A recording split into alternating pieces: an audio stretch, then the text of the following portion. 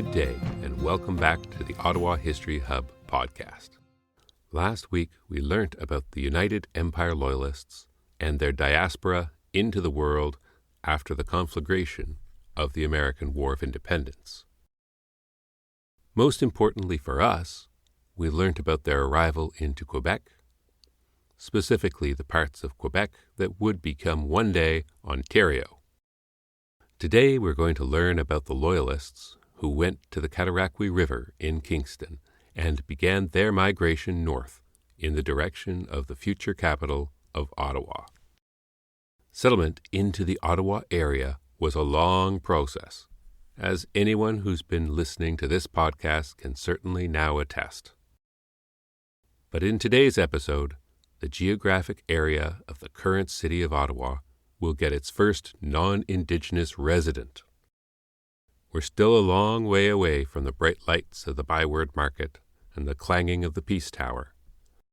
But we walk into the settlement knowing about the world that's created conditions for a city to grow where none had stood before. Looking back at the eastern borders of the Great Lakes, the township of Kingston was watered by the Cataraqui River. This river flowed down from its headwaters at the Newborough Isthmus. Water has flown downhill ever since Sir Isaac Newton invented gravity in 1666. Wait, according to our fact-checking, it has always been that way, as science simply expresses reality, regardless of how humans categorize phenomena. At any rate, Newborough Lake is the high-water point of the Rideau Lakes, flowing gradually downhill, southwards, towards the Cataraqui River and Lake Ontario.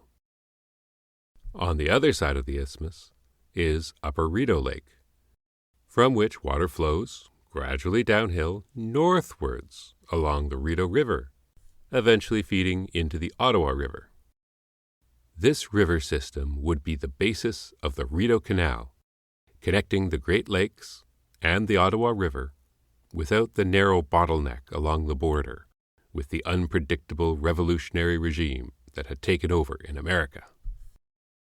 Loyalist settlements would expand northwards from Kingston along the lakes and rivers towards the Ottawa River.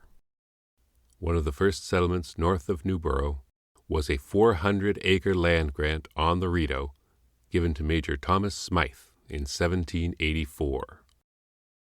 He named the area after himself, modern-day Smiths Falls, and then proceeded to settle into the role of absentee owner until he leased it out to Abel Russell Ward in 1825, 40 years later. This is a large part of the reason why there wasn't immediate disagreement between the conflicting ownership claims of the Algonquin and the Loyalists. Both had claims of ownership over the land, but nobody was physically there to claim the stake. And when settlers came, they were families, not large settlement companies, as was happening in the Ohio Valley. The land was owned by treaty and legal document, but for now, there was still no king but the forest. Past Smiths Falls was the early settlement of Kilmarnock, originally called Maitland's Rapids, named after the Maitlands who bought land from Smythe. William Merrick, a millwright from Massachusetts, was granted a large district provided he build a mill on the Rideau River in order to facilitate community construction, and the town of Merrickville was conceived. If Newborough marks the divide between the Rideau and Cataraqui sides of the Rideau waterway, then Merrickville would mark the border between the upper and the lower Rideau.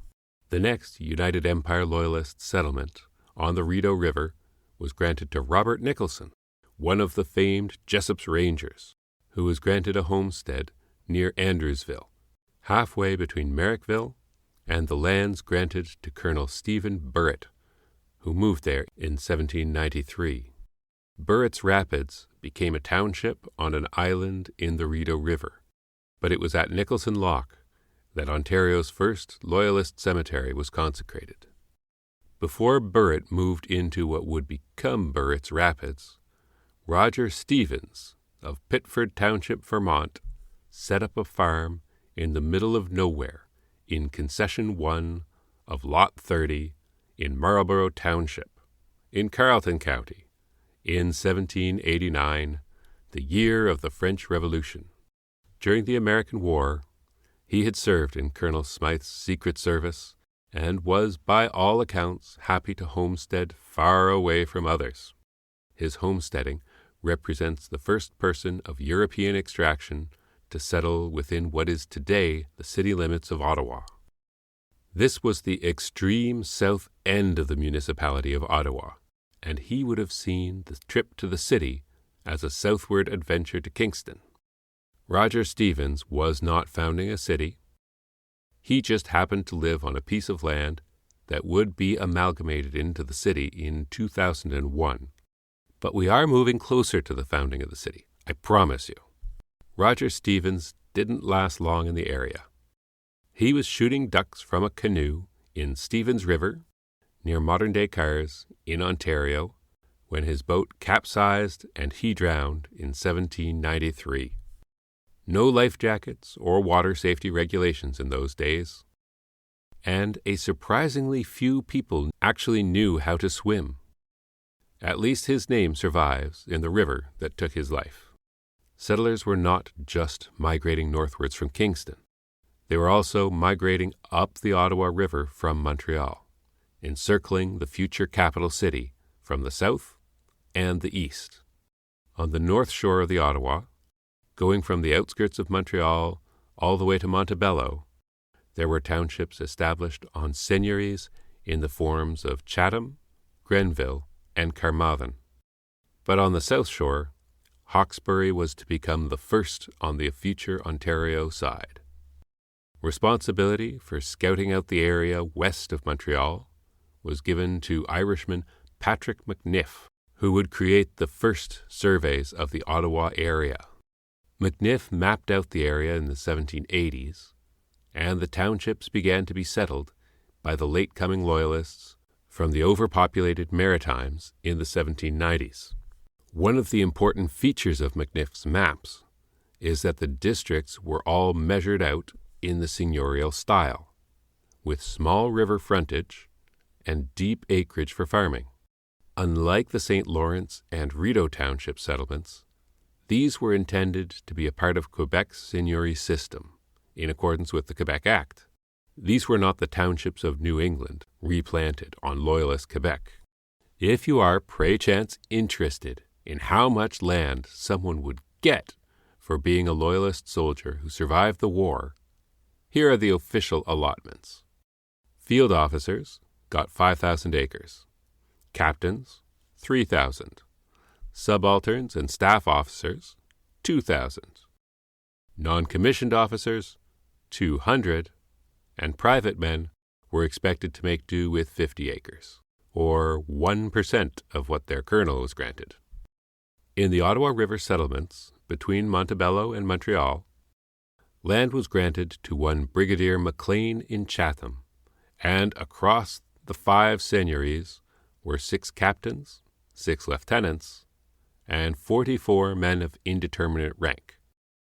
Although no one was granted less than 200 acres, that does not mean that everyone who settled in the eastern Ottawa Valley was ranked sergeant and above.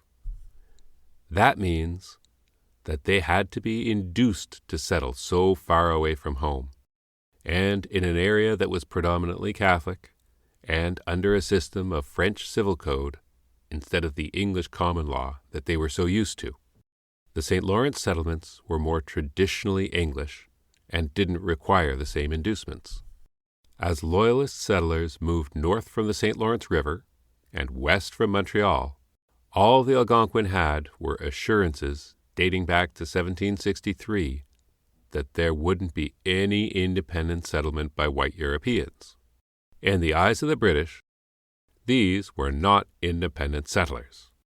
They were there by land grants, by the Crown, which had the right to make decisions over any land held by Indigenous people. The Algonquin, however, did not want to surrender their land to the Loyalist newcomers. This created a situation that required an important compromise by the Crown, and that compromise was called ignoring treaty obligations. By ignoring treaty obligations, the settlers could get what they wanted, land to call their own. The Crown could get what it wanted, English and Protestant settlement in Quebec, and a militant population along the American border, particularly in choke points like Niagara, Detroit, and the St. Lawrence. And the Algonquin were free to move back further into the bush, out of sight and out of mind. The Algonquin did not have the numbers, armaments, or alliance system to challenge the Crown's will. The Haudenosaunee were allowed to petition in London.